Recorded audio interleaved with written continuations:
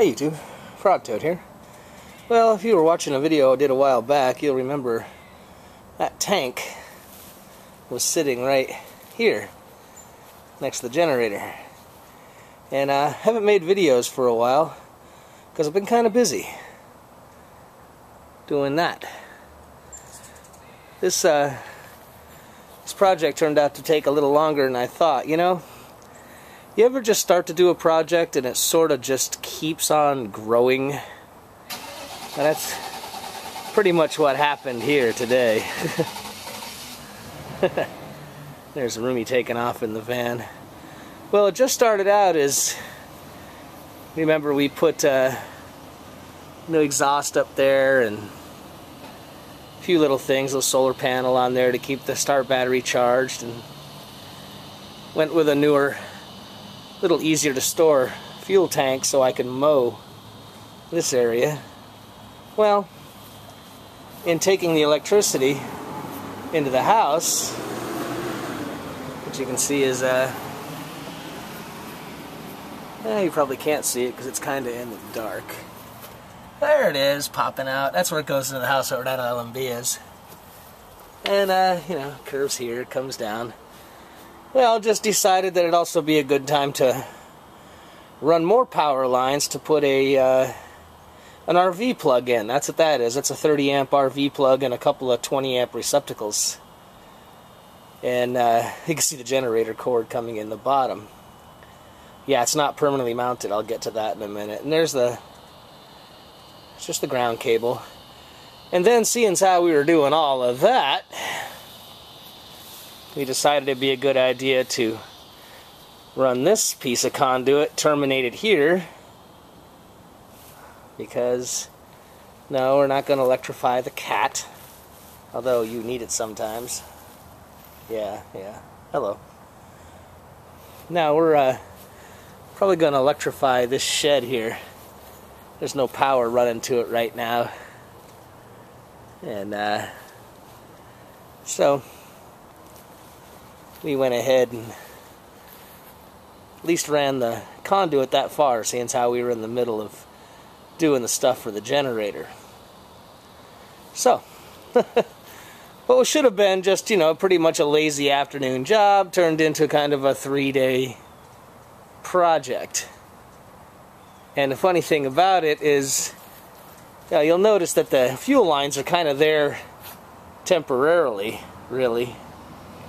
They're not really done in a permanent fashion, and neither is the... Sorry about the shadows, the sun's right behind me. But, and you can see the cord there for the generator. The reason we did that, we'll take you back here to the backyard. We'll buy the stately creature again. Because what I got hiding under here was something I took in just a couple of months ago.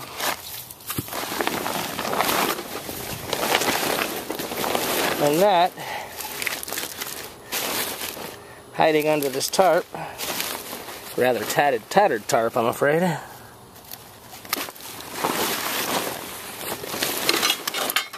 is a 13K water-cooled Isuzu diesel-powered generator. I salvaged that one out of a boat, and it only had about 25 hours on it, so it's an older model. I'd say that model's probably, I'm gonna guess, 6 years old.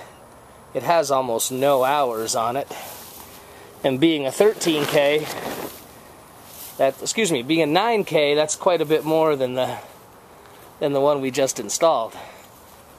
Now, why did I install that one, you ask? Well, the one we did the salvage on needs to be worked on. Need to see if it's going to run good, charge good, all of that. My time is kind of limited, so. And this one was here.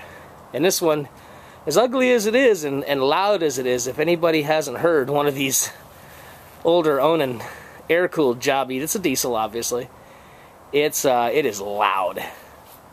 It is real loud. So not only is the other one more powerful, but it's quite a bit quieter. But it's going to take some work, and it will definitely not get done this season.